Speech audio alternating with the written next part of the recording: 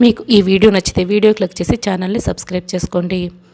వంశీ వాళ్ళ అమ్మ నాన్న వెంకటేష్ సౌందర్య ఇద్దరు కూడా ఇక్కడ వంశీ వాళ్ళు నిద్రపోతున్నారనుకొని 2 కోట్ల డబ్బుల్ని గదిలో కూర్చొని లెక్క పెట్టుకుంటూ ఉంటారు.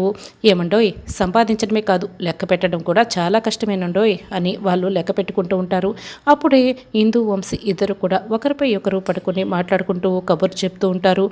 అన్నీ తీసుకొచ్చాం కానీ వాటర్ తీసుకురావటం మర్చిపోయాను ఇందు, ఉండు వెళ్ళి తీసుకొస్తాను అని వంశీ చెప్తాడు. మీరుండండి నేను వెళ్ళి తీసుకొస్తాను అని ఇందు గది బయటకు వస్తుంది. అప్పుడే వీళ్ళు మాట్లాడుకోవడం ఇందు వింటుంది. కిటికీలో నుంచి చూస్తూ ఉంటే వాళ్ళు డబ్బులంతా బెడ్పై పరుచుకొని లెక్క పెట్టుకుంటూ ఉంటారు. వెంటనే డోర్ ఓపెన్ చేసి, ఏంటత్తయ్య మామయ్య ఇంత డబ్బు మీకెక్కడిది, నిజం చెప్పండి అని ప్రశ్నిస్తూ ఉంటుంది.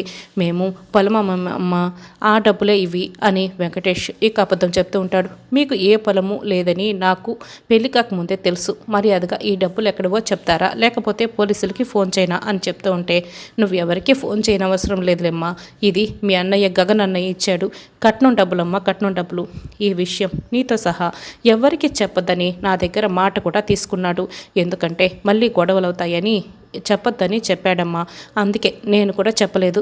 ఇలాంటి వాళ్ళని నేను ఎప్పుడూ వినటమే కానీ మొదటిసారి చూస్తున్నానమ్మా, నువ్వంటే చాలా ప్రేమమ్మా గగన్కి, ఇలాంటి అన్నయ్య చాలా తక్కువగా ఉంటారు తెలుసా, గగన్ అన్నయ్య మీ అన్నయ్య చాలా మంచివాడమ్మా, మంచివాడు, నీ కళ్ళల్లో నుంచి కన్నీళ్ళు వస్తే ఊరుకోనని కూడా మాకు వార్నింగ్ ఇచ్చాడు అని చెప్తూ ఉంటే ఇందు అది విని ఇక గగన్ తలుచుకొని చాలా బాధపడుతూ ఉంటుంది. ఇక కృష్ణప్రసాద్ అయితే బాగా తాగి ఇక బార్లో మళ్ళీ మందు గ్లాస్ పట్టుకొని వెళ్తూ పొరపాటున కింద పడిపోతూ ఉంటాడు. ఆ మందు అక్కడ తాగుతున్న ఒక అతనిపై పడుతుంది. సారీ బాబు అని చెప్తూ ఉంటాడు. ఏంట్రా షర్టుపై మొత్తం మందు పోసేసి సారీ చెప్తే అయిపోతుందా అని అతనైతే కృష్ణప్రసాద్పై చేయి చేసుకుంటాడు. అదేంటి నేను సారీ చెప్తున్నా, చూసుకోలేదని చెప్తున్నాను కదా అని కృష్ణప్రసాద్ కింద పడిపోతాడు. రే అని కృష్ణప్రసాద్ ఫ్రెండ్ లేపుతూ ఉంటాడు. రే లేవరా, నువ్వు సారీ చెప్తే ఎవరికి కావాలరా అని మళ్ళీ అతను కృష్ణప్రసాద్ని కొట్టబోతూ ఉంటాడు. అప్పుడే గగన్ అక్కడికి వస్తాడు. వాడి చేతిని అడ్డుగా పట్టుకుంటాడు. మనిషికి గౌరవం ఇవ్వకపోయినా పర్వాలేదు, వయసుకైనా గౌరవం ఇవ్వాలి కదా, తప్పైపోయింది అని అతను సారీ చెప్తున్నప్పుడు ఇట్స్ ఓకే అని నువ్వు చెప్పాలి, నువ్వు చేయి చేసుకుంటావా అని మర్యాదగా అతనికి సారీ చెప్పు అని గగన్ అడుగుతూ ఉంటాడు. అసలు నువ్వెవరురా అని అతను అడుగుతూ ఉంటాడు. అన్యాయం జరుగుతుంటే ప్రశ్నించడానికి నాలాంటి వాడు ఎవడో ఒకడు వస్తాడు, నేను కూడా అలాగే వచ్చానురా, ముందు సారీ చెప్పు అని గగన్ వెనక్కి తిరుగుతాడు. అతను సారీ చెప్తూ మళ్ళీ చేయి చేసుకోబోతాడు. అయితే నీకు మాటలతో చెప్తే అర్థం కాదన్నమాట అని గగన్ అతన్ని బాగా కొడుతూ ఉంటాడు. రే నేనెవరో తెలుసా అని అతను అడుగుతూ ఉంటాడు. రే నేను చేస్తున్నది కరెక్ట్ అయినప్పుడు నువ్వు ఎవడో తెలుసుకోవాల్సిన అవసరం నాకేముందిరా అని అతని చేతిని గగన్ బాగా గట్టిగా విరిచేస్తూ ఉంటాడు. వాళ్ళ ఫ్రెండ్స్ అందరూ ఇక గగన్ పైకి కొట్టడానికి వస్తాడు. వాళ్ళని కూడా గగన్ బాగా కొట్టేస్తాడు.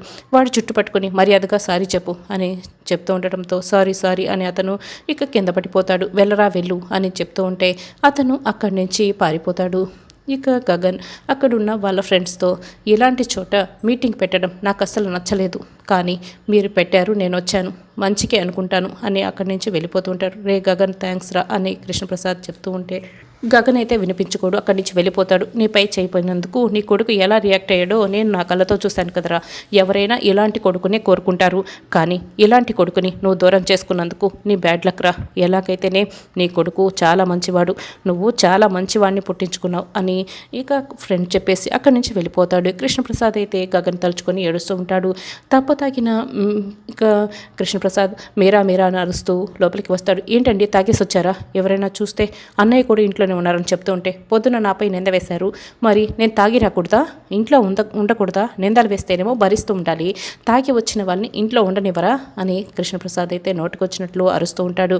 అయ్యో మామయ్య అరవకండి మామయ్య, ప్లీజ్ మామయ్య అని భూమి ఇక బతిమలాడుతూ ఉంటుంది. అమ్మ భూమి, నీ మాట తప్పించి ఎవరి మాట విన్నమ్మా, నువ్వు చెప్తున్నావు కాబట్టే అరవన్లేమ్మా, నీ మీద ఉట్టమ్మా అని కృష్ణప్రసాద్ అంటాడు.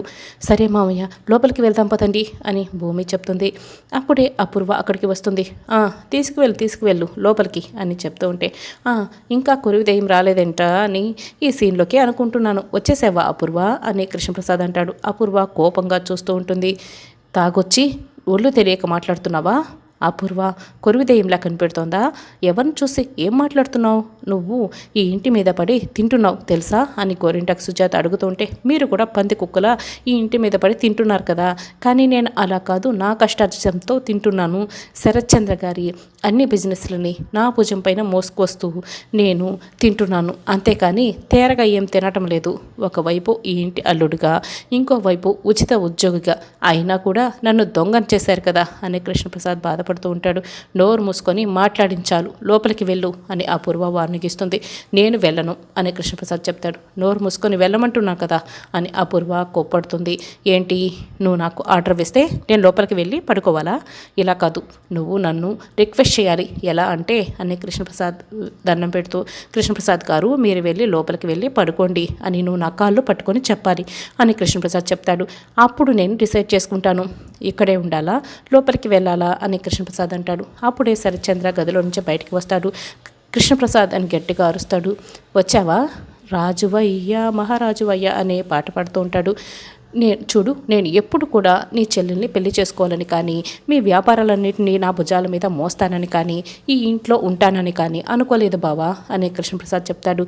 మరి అనుకోకుండానే నా చెల్లి మెడలో తాళి కట్టావా అని కృష్ణప్రసాద్ని శరత్చంద్ర అడుగుతూ ఉంటాడు.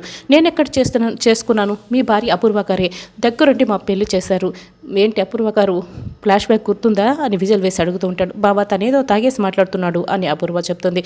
లేదు, అన్ని నిజాలే మాట్లాడుతున్నాను. చూడండి శరత్చంద్రబాబు గారు, నేను ఏం చెప్పినా మీ చెవులకి ఎక్కదు.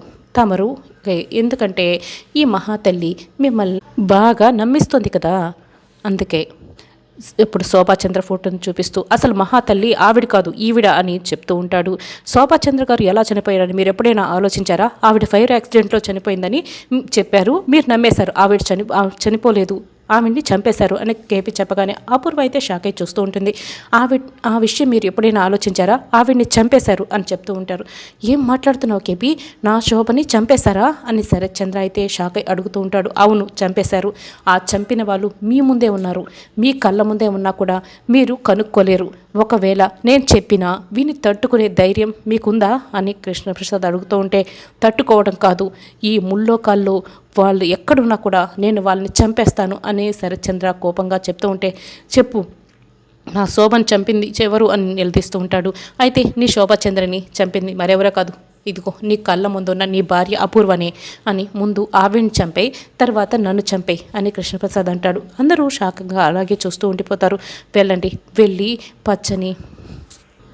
పట్టండి మీ గన్నని, తర్వాత స్టోరీ డీటెయిల్గా చెప్తాను అని కృష్ణప్రసాద్ కింద పడిపోతాడు. ఏమండి అని మీరా, ఇక చరణ్, భూమి అందరూ కూడా చరణ్ ఇక కృష్ణప్రసాద్ దగ్గరికి వస్తారు. ఏంటి మీరిద్దరు అని శరత్చంద్ర అడుగుతూ ఉంటే, ఏదో తాగేసి మాట్లాడుతున్నాను బావా అని అపూర్వ చెప్తుంది. కానీ కృష్ణప్రసాద్ మీరిద్దరే చెప్తున్నారు అని శరత్చంద్ర అడుగుతూ ఉంటే, తాగేసి మాట్లాడిన మాటలను మీరు అస్సలు పట్టించుకోకండి బావా, దేవత లాంటి అక్కని నేనెందుకు అలా చేస్తాను బావా, మీరు అస్సలు పట్టించుకోకండి, 2 కోట్లు కొట్టేశాడు కదా, అందుకే ఇందులోకి నన్ను కూడా లాగుదామని ఎలా మాట్లాడుతున్నాడు బావా అని అపూర్వ చెప్తే, అబ్బా ఏం పర్ఫార్మెన్స్ అపూర్వ, బావా అంటూ నీకు ఆస్కార్ అవార్డు ఇవ్వాలమ్మా, నీ కాళ్ళకు మొక్కుతానమ్మా, నువ్వు దేవత లాంటి నటివమ్మా అని చెప్తూ, చూడండి శరత్చంద్ర గారు బావగారు, ఇప్పుడు నేను ఒక మాట చెప్తాను, నీ భార్య అపూర్వ ఒక మాట చెప్తుంది, మీరు ఎవరి మాట నమ్ముతారు అని కృష్ణప్రసాద్ అడుగుతూ ఉంటే, నేను అపూర్వ మాటే నమ్ముతాను అని శరత్చంద్ర అంటాడు.